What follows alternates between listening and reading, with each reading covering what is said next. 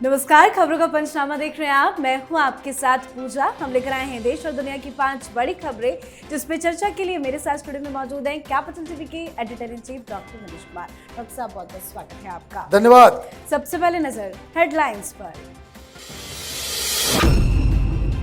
भोपाल से पाकिस्तान पर फिर जमकर गरजे पीएम मोदी। कहा, घर में घुसकर मारेंगे, गोलियां चलेगी तो जवाब बम से देंगे। साथ ही कहा, ऑपरेशन सिंदूर भारत के इतिहास का सबसे बड़ा और सफल ऑपरेशन। भारत की बड़ी कूटनीतिक जीत। कोलंबिया ने ऑपरेशन सिंदूर में मारे गए आतंकियों पर शोक जताने वाला बयान लिया वापस। थरूर की कड़ी आपत्ति के बाद कोलंबिया ने बदला अपना रुख। पाकिस्तान की गर्दन मरोड़ रही बलूचिस्तान लिबरेशन आर्मी। सुराब शहर पर लड़ाकों ने किया कब्जा। बैंक, पुलिस स्टेशन पर भी कंट्रोल कुछ नहीं कर पाई पाक आर्मी। दिल्ली में बीजेपी सरकार के 100 दिन पूरे। सीएम रेखा गुप्ता ने पेश किया रिपोर्ट कार्ड। सीएम रेखा बोली, सड़कों पर लोगों के बीच कर रहे हैं काम। 19 साल की लड़की को पाकिस्तान के खिलाफ बोलना पड़ा भारी। 1500 किलोमीटर का सफर तय करके गिरफ्तार करने गुरुग्राम पहुंची ममता दीदी की पुलिस। शर्मिष्ठा पनौली की हुई आज कोर्ट में पेशी। खबरों की शुरुआत में सबसे पहले बात पीएम मोदी के मध्य प्रदेश दौरे की। प्रधानमंत्री नरेंद्र मोदी ने आज भोपाल से प्रदेश की जनता को कई सौगातें दी है। पीएम मोदी ने अहिल्याबाई होलकर के सम्मान में डाक टिकट और 300 रुपए का सिक्का जारी किया। उन्होंने दतिया सतना एयरपोर्ट को हरी झंडी दिखाई और 1271 अटल ग्राम सुशासन भवनों के लिए 483 करोड़ रुपए दिए। ये कार्यक्रम भोपाल के जम्बूरी मैदान में हुआ। इस दौरान प्रदेश से आई लाखों महिलाओं ने कार्यक्रम में भाग लिया। पूरी राजधानी सिंदूर के रंग में रंगी नजर आई।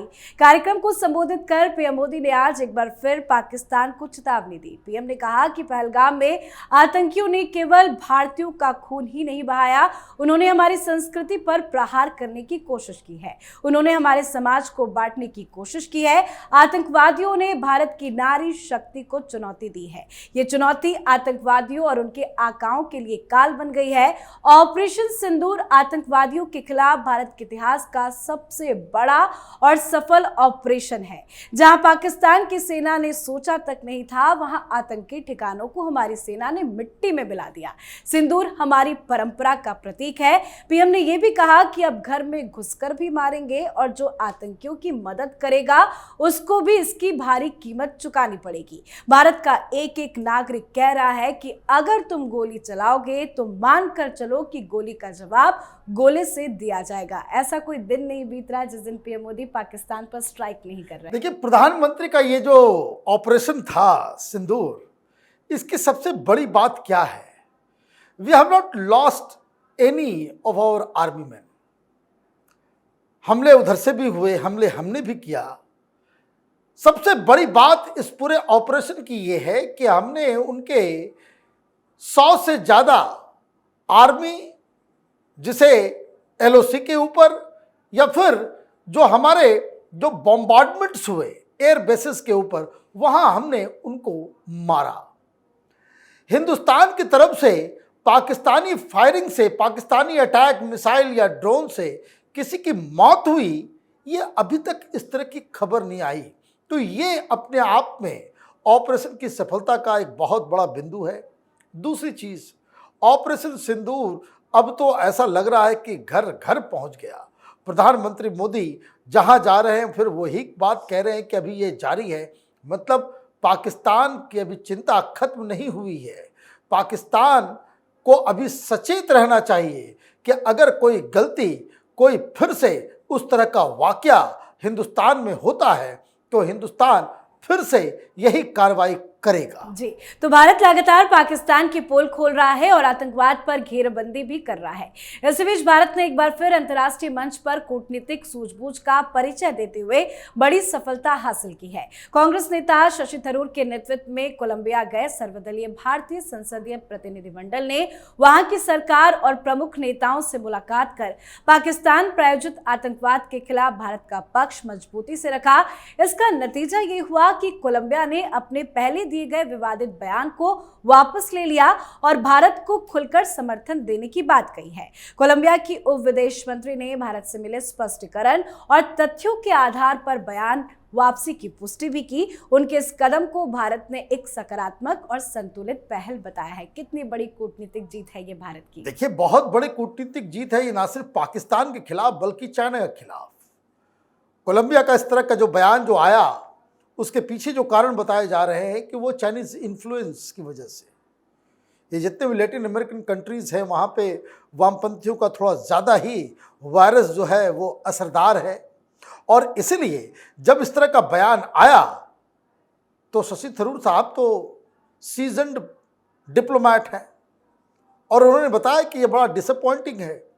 हिंदुस्तान ने अपने सारे पॉइंट्स को रखे कि आप एक विक्टिम और एक एग्रेसर को बराबर नहीं तौल सकते।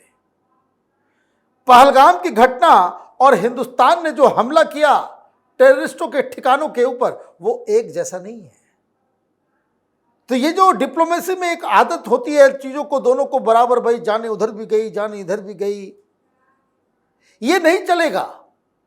हिंदुस्तान लगातार पूरी दुनिया, चाहे यूरोप हो, लैटिन अमेरिका हो, साउथ ईस्ट एशिया हो, जहां जहां हिंदुस्तान की ये टीम जा रही है, अपने पॉइंट ऑफ व्यू को हम लोग बहुत पुरजोर तरीके से रख रहे हैं कि this is a fight for justice. ये न्याय की लड़ाई है, ये आतंकवाद के खिलाफ लड़ाई है।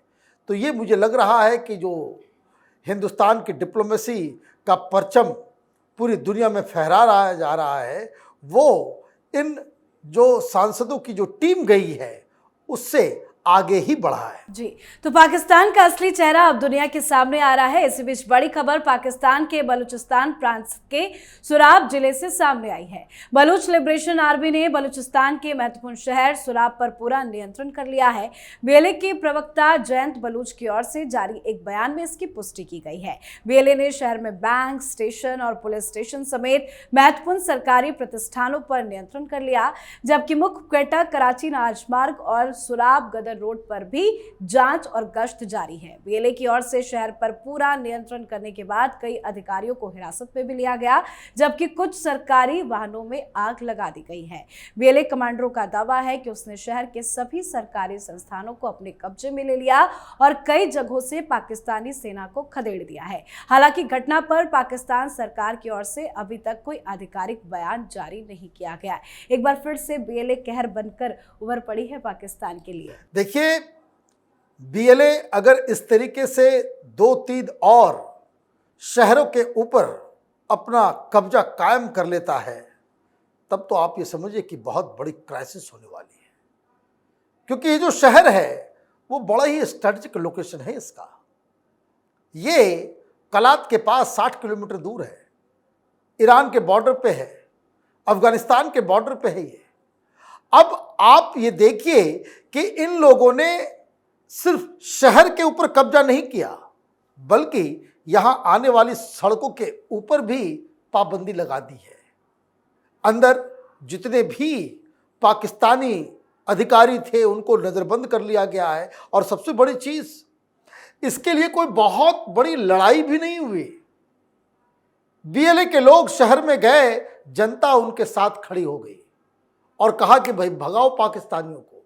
तो ये तो मुझे लग रहा है कि बीएलए, ये liberation army, Baloch liberation army, Balochistan के लिबरेशन के लिए वो आगे ही बढ़ती चली जा रही है। जी, अब बात दिल्ली की राजनीति की। भारतीय जनता पार्टी के नेतृत्व वाली दिल्ली सरकार ने आज अपने शासन के पहले 100 दिन पूरे कर लिए। दिल्ली में बीजेपी सरकार के 100 दिन पूरे होने पर मुख्यमंत्री रेखा गुप्ता ने रिपोर्ट कार्ड पेश किया, जिसमें 20 काम गिनाए गए। इस अवसर पर दिल्ली के जवाहरलाल नेहरू स्टेडियम में एक भव्य कार्यक्रम का आयोजन भी किया गया।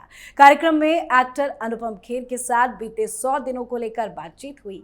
सीएम रेखा ने कई सवालों के जवाब दिए। साथ ही इस अवसर पर उन्होंने ऑपरेशन सिंदूर पर एक कविता भी सुनाई। सुनाई। इस मौके पर मुख्यमंत्री रेखा गुप्ता ने बताया कि दिल्ली की महिलाओं को कब से हर महीने 2500 रुपए मिलने लगेंगे। उन्होंने कहा कि समृद्धि योजना को योजनाबद्ध तरीके से लागू किया जाएगा ताकि आने वाले समय में किसी भी तरह का अवरोध पैदा ना हो। पहला 100 दिन पूरा हुआ है सरकार का, क्या कहेंगे आप? देखिए, मुबारकबाद कि भाई 100 दिन आपने पूरा कर लिया, लेकिन 100 दिन पूरा करने के लिए तो आप आए नहीं, और ना ही 100 दिन में आपको कोई रिपोर्ट कार्ड देनी थी। रिपोर्ट तो जनता देगी। इस तरह के इवेंट से कोई खास फायदा नहीं होने वाला है, क्योंकि जिस हाल में अरविंद केजरीवाल ने दिल्ली को छोड़ रखा था, उसमें बहुत मेहनत करने की आवश्यकता है, बहुत काम करने की आवश्यकता है। सवाल बहुत सारे हैं। कोई भी सरकार का जो मूल्यांकन वो पहले 1 साल में उन लोगों ने क्या क्या नीतियां, क्या क्या योजनाएं वो लागू कर रहे हैं, उससे तैयार होती है। और 5 साल में अगर आप उन योजनाओं को पूरा कर लेते हैं तो लोग कहेंगे कि बड़ी सक्सेसफुल सरकार गई। ये 100 दिन में रिपोर्ट कार्ड देने वाली बात जो है, ये मेरे गले नहीं उतर रही। दूसरी चीज़ कि अभी बहुत सारे काम करने बाकी है, बहुत सारा काम करना बाकी है। पानी हो, बिजली हो, हॉस्पिटल हो, सड़क हो, कूड़ा हो, सफाई हो। मानसून आने वाला है और कुछ बारिश अभी हो रहा है तो पानी के जमाव भी देखने को मिल रहा है। तो बहुत मेहनत करने की आवश्यकता है। आपको एक बहुत ही पॉपुलर सरकार को छोड़ के दिल्ली की जनता ने भारतीय जनता पार्टी पे भरोसा किया है। मुझे लगता है कि इस तरह के आयोजन से बच के काम पे ज्यादा ध्यान देना चाहिए। अब बात आज की आखिरी खबर की। शर्मिष्ठा पनौली नाम की एक महिला ने सोशल मीडिया प्लेटफॉर्म इंस्टाग्राम पर एक वीडियो पोस्ट किया था। इसमें एक धर्म विशेष को लेकर आपत्तिजनक और अपमानजनक टिप्पणियां की गई। जब ये वीडियो वायरल हुआ तो मामले ने तुल पकड़ लिया और कोलकाता में इसके खिलाफ शिकायत भी दर्ज कराई गई। कोलकाता पुलिस 1500 किलोमीटर की यात्रा करके गुड़गांव पहुंच गई। फिर पुणे की लॉ स्टूडेंट शर्मिष्ठा पनौली को कोलकाता पुलिस ने गुरुग्राम से ही गिरफ्तार कर लिया।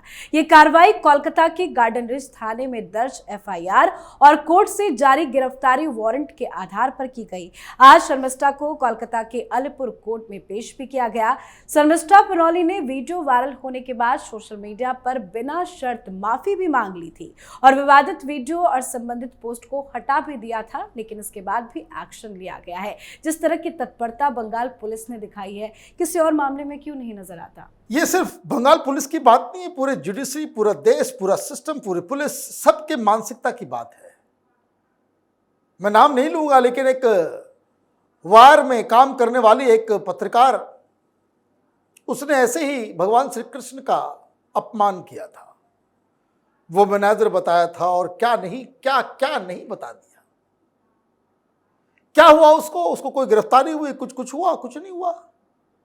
बकायदा अजीम प्रेम जी के संगठन के द्वारा, तो लायर वायर के द्वारा, इन तमाम लोगों ने इन लोगों को कहां से कहां पहुंचा दिया।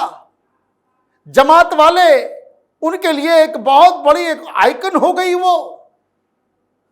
तो हिंदुस्तान एक ऐसा स्वरूप देख रहा है हमारे सिस्टम का कि जहां हिंदू देवी देवताओं को गालियां देना तो जायज है, लेकिन कोई दूसरा व्यक्ति कह रहा है कुछ, तो उस पर कई तरह की पाबंदियां और जेल और पुलिस और मुकदमा शुरू हो जाता है। मैं किसी को डिफेंड नहीं कर रहा, मैं इसलिए डिफेंड नहीं कर रहा कि कुछ लक्ष्मण रेखाएं क्रॉस हुई। पाकिस्तान को गालियां देनी है बिना किसी डाउट के दे, और सिर्फ पाकिस्तान के खिलाफ अगर इन लोगों ने कुछ कहा होता तो शायद गिरफ्तारी नहीं होती। लेकिन अभी माहौल ऐसा है कि हिंदू के मुंह से कुछ निकला हुआ चीज वो जहर बन जाता है। लेकिन कोई दूसरा हिंदू देवी देवताओं को गालियां दे, अपमानित करे, भला बुरा कहे, तो उसे लोग इनाम देते हैं, उनको प्राइज मिलता है, उनको जो है तरह तरह के पुरस्कार दिए जाते हैं। ये दोगलापन हमारे समाज, हमारे सिस्टम, हमारे जुडिशरी, हमारे पुलिस का ये नाजायज है। जी, बहुत बहुत धन्यवाद सर बातचीत के लिए। धन्यवाद। तो खबरों का पंचनामा में आज के लिए फिलहाल इतना ही। देश विदेश की बाकी खबरों और उनके सटीक एनालिसिस के लिए देखते रहिए कैपिटल टीवी। हमें लाइक कीजिए, शेयर कीजिए और कैपिटल टीवी को सब्सक्राइब कीजिए। नमस्कार।